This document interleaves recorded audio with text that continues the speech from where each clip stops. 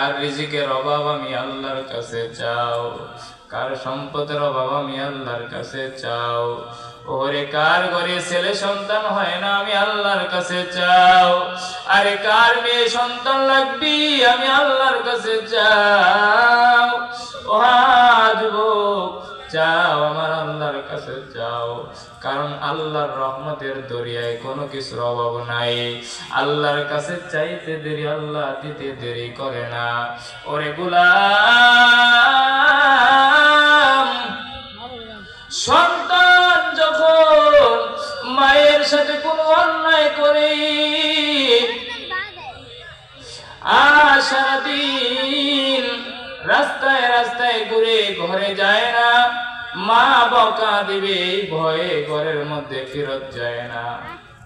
সন্ধ্যাবেলা সব বন্ধুদের দরজাগুলো বন্ধ হয়ে গেল, আর কারো বাড়িতে যাওয়ার কোনো সুযোগ নাই। বাধ্য হইয়া সন্তান এবার যখন বাড়িতে গিয়া হাজির, গিয়া দেখে মায়ের দরজা লাগানো, বাহির থেকে টক টক করে শব্দ দিছে। মা বলে কি? সন্তান বলে মা আমি তোমার সন্তান। মা বলে ও বাবা সারাদিন কোথায় ছিলা? আমি মা তোরে বকা দেওয়ার পরে একটা বেলাও আরামে খাবার খাইতে পারি নাই। আমি মা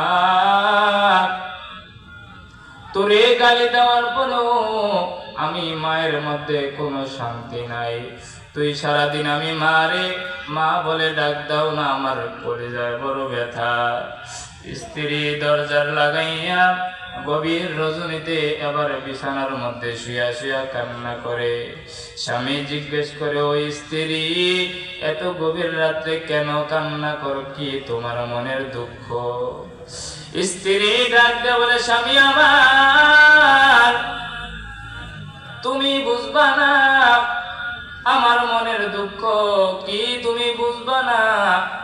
ও স্বামী, আজকে 1 সপ্তাহ হইল আমার সন্তান আমারে মা বলে ডাক দেয় না। স্বামী ডাক দেয়া কয়, বিবি সন্তান আজকে ডাক দেয় না, কালকে ডাক দিবে, মনের মধ্যে দুঃখ নেওয়ার কিছু নাই। স্ত্রী ডাক দেয়া কয়, স্বামী তোমারে বুঝাইতে পারবো না। মা ডাকে যে এত মধু, মা ডাকের মধ্যে যে এত মজা, ও স্বামী আমার তোমারে বুঝাইতে পারবো না। আমার সন্তান আজকে 1 সপ্তাহ যাবত আমারে মা বলে ডাক দেয় না, জানো?